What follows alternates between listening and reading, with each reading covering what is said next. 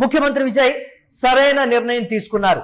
ప్రజల బాధల్ని మీరు అర్థం చేసుకోలేని వారు, ఆ బాధను మీరు ఫీల్ అవ్వలేనటువంటి వాళ్ళు ప్రజా సేవకు అనర్హులంటూ విజయ్ తీసుకున్నటువంటి ఈ చర్యలకు సంబంధించి కూడా ఒకంత హర్షాతిరేకాలు అయితే వ్యక్తమవుతున్నాయి. ఇలాంటి అధికారుల విషయంలో ఇలానే వ్యవహరించాలనే మాట అయితే చెప్తున్నారు.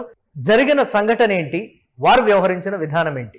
10 ఏళ్ల బాలిక మృతి చెందినటువంటి ఘటన, అత్యంత పాశవికంగా ఆ బాలికను చంపేసినటువంటి వైనం. ఆ కేసుకు సంబంధించి ప్రెస్ మీట్ పెడితే వారి ఇకలు పక్కపక్కలు నవ్వుకుంటున్నటువంటి విధానం, వారు చదివినటువంటి చదువు ఏంటి? ఐపీఎస్. ఎంతో భావోద్వేగాలు కానీ లేకపోతే ప్రజల రక్షణ, ప్రజల మాన ప్రాణాలని ఏ విధంగా కాపాడాలి, కనీసం ఆ బాలికకు సంబంధించి మనం కాపాడలేకపోయాం.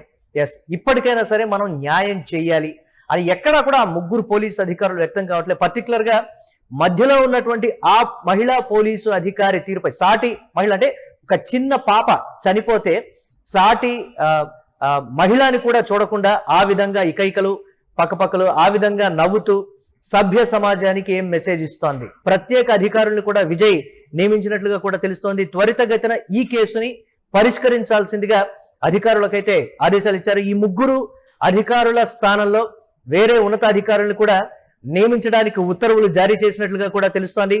ఇంకే పోలీసు అధికారులు కూడా ప్రజల సమస్యల పట్ల, ప్రజల బాధల పట్ల, ఈ విధంగా ఉన్నటువంటి కేసుల పట్ల ఇలా వ్యవహరించకూడదు అని చెప్పడానికి ఈ అంశం అనేది ఒక ఉదాహరణగా అయితే నిలిచింది.